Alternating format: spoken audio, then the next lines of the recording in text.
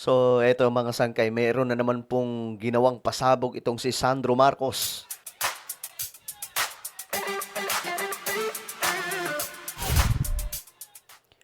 Alright, good day sa inyong lahat mga sangkay, mga kababayan.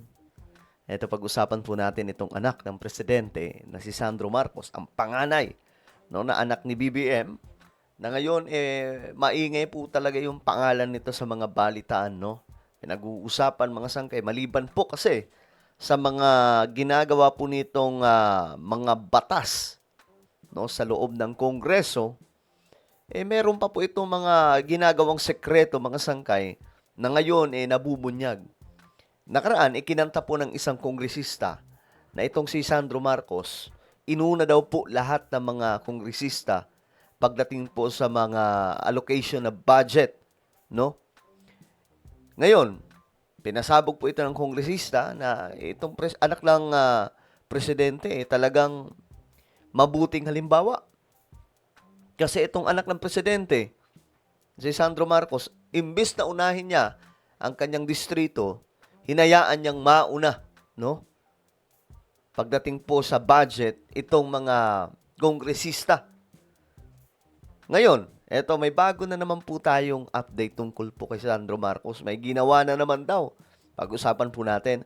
Anyway, bago tayo magtuloy-tuloy sa mga hindi pa po dyan nakakapag-subscribe sa ating YouTube channel, tayo po ay road to 2 million subscribers na, padami po tayo ng padami dito sa YouTube. Kaya naman, ano pang hinihintay ninyo? Makikita nyo po yung subscribe button sa baba ng video na to. I-click nyo lamang po yung subscribe, i-click ang bell, at i-click nyo po yung all. Sa mga nanonood naman po sa Facebook, i-follow nyo po yung ating Facebook page.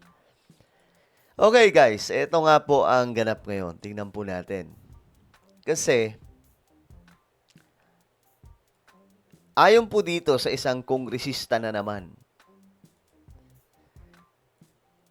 budget daw po ng NUP members. Ito pong NUP, ito po yung pangalawang malaking partido no sa loob po ng Kongreso. Ayon kay Ronaldo Puno, planchado na at ready na for release. So ano nga bang nangyari mga sangkay? Anong ginawa ni Sandro Marcos? Planchado na raw ang hinihinging budget ng National Unity Party para sa mga nasasakupang distrito ng kanilang mga miyembro. Ilang araw yan matapos sabihin na di raw sila kontento sa pamumuno ni House Speaker Bogie D. Narito ang exclusive agenda report ni Isaiah Mirafuentes ng Abante. Matapos ang banta ng National Unity Party noong Lunes, nabibitaw na sila sa majority ng Kamara at lilipat sa minority dahil sa budget issue. Tatahol na lang tayo ng tatahol hanggang sumagot sila. At matapos nilang ipahayag ang kanilang paninindigan, na ebidensya ang magiging basehan nila sa impeachment ni VP Sara. Sinabi ngayong araw ni NUP Chairman Ronaldo Puno na halos ayos na ang budget ng mga miyembro nila. Sa kanyang mensahe sa Billionaire News Channel, sinabi niyang resolved na ang naging issue nila sa budget. Ayan po. Actually, the problems we raised regarding the DBM were mostly already resolved prior to the speech of the Speaker through the efforts and the action of Majority Leader Sandro Marcos. So, Sandro na naman. Alam niyo yung sumasalba mga sangkay kay PBBM dyan sa Kongreso? Si Sandro Marcos. Ako ang mga sangkay, ito ay aking opinion lang naman. Siguro naman naririnig nyo na po ito sa ibang mga pro-government vlogger like Mike Cervera at kung sino-sino pang mga vlogger dyan. Ako, naniniwala ko mga sangkay, ang sumira po talaga sa Unity ay si Martin Romualdez, no? At kung mayroong pwedeng makaayos nito, si Sandro Marcos. Ang tanong dyan, paano gagawin yun? Pero kung nung una pa lang mga sangkay, inayos na po ito ni Sandro. Nung bago-bago pa lang, yung nakikitaan na po nila ng iba na po yung direksyon ni Martin Romualdez, parang may ibang binabalak mga sangkay. Dapat dun pa lang tinrabaho na po ni Sandro Marcos. Kasi dito itong Kongreso, sa buong Kongreso, ang pinaka ma-impluwensya ngayon si Sandro Marcos. Batang-bata pa po. Kita nyo kasi ang talino kasi ni Sandro Marcos. Kita nyo yung mga ginagawa niyang batas, di ba? Ngayon, eto na naman. Sinasalba po niya yung... Kasi itong NUP, halata pong babaliktad na eh.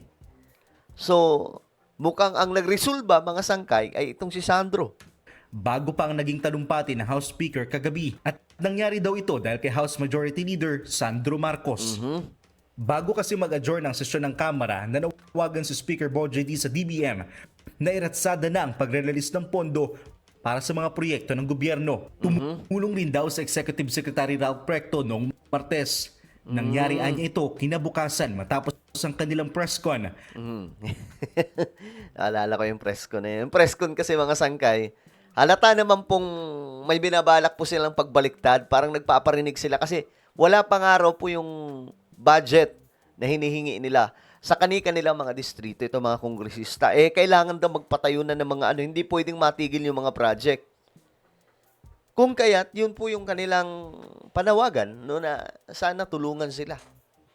At ngayon, nakita na po mga sangkay na gumalaw, no? May gumalaw na sa baraha.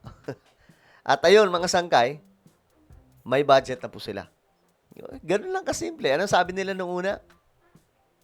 Kami, hindi pa kami sigurado kung boboto kami na sa impeachment ni VP Sara. Kailangan muna namin makita yung mga ebidensya. Di ba? Halatang pananakot po yun, mga sangkay. Kasi yung pala, wala pa yung budget. Baga, teka lang.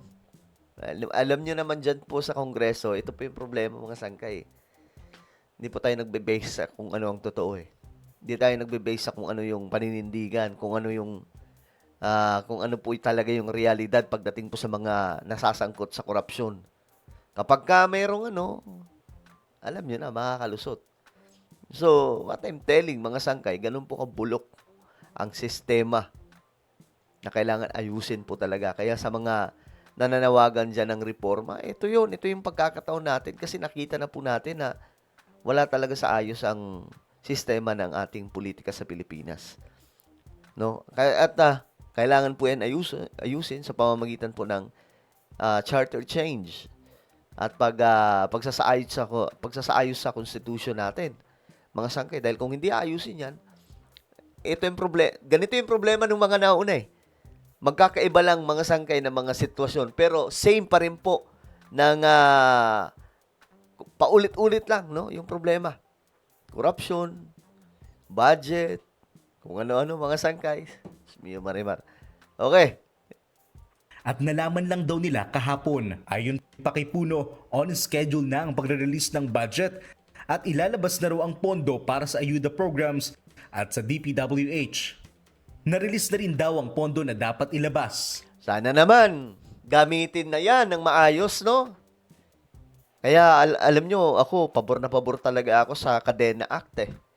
Kailangan po talaga maging transparent na po. At isa sa solution dyan, best solution ay yung Kadena Act na isinusulong nga po ito ni Senator Bam. At gusto rin po ng presidente natin. At kapag ka naipasa po ito mga sangkay, may blockchain po sa loob po niyan, ng batas na yan. So, ang pera ng pamahalaan, lahat ng lalabas, iba-blockchain. Makikita na po doon kung paano ginagastos ng lahat ng mga opisyal. At hindi po ito maitatago kasi kahit po yung publiko, makikita po natin, mga sangkay, yung kalagayan ng budget. Kapag kami nangurap, makasabi pa nga, makalusot ka ngayong araw, kinabukasan hindi. Malalaman ng mga Pilipino. Sa ngayon, nakikipag-usap na raw ang NUP kay Congressman Sandro para masolusyonan ang mga problema sa kanilang mga distrito. Ayan na. Alam nyo na. Alam nyo na yan, mga sangkay. Balitaan na raw ito ni Navotas City Representative Toby Tiangco. Pero hindi pa raw siya sigurado kung maging ang budget request niya ay aprobado na. Bilang hindi naman siya NUP member. Kasalukuyan pa naming hinihintay ang sagot ni Representative Marcos Grabe impluensya ng batang no? at Diba? ES Recto. Para sa agenda ay sa Well, kayo mga sangkay, ano po ang inyong opinion tungkol po dyan? So, tahimik lang si Sandro pero siya po yung dyan, alas eh. Diba? Ano po ang inyong opinion? Comment down below. Mayroon po tayong YouTube channel. Ito po ay Sangkay Revelation. Hanapin nyo po ito ngayon sa YouTube. Kapag nakita nyo na, i-click nyo po yung subscribe, i-click ang bell, at i-click nyo po yung all. Ako na po ay magpapaalam. Mag-iingat pong lahat. God bless everyone.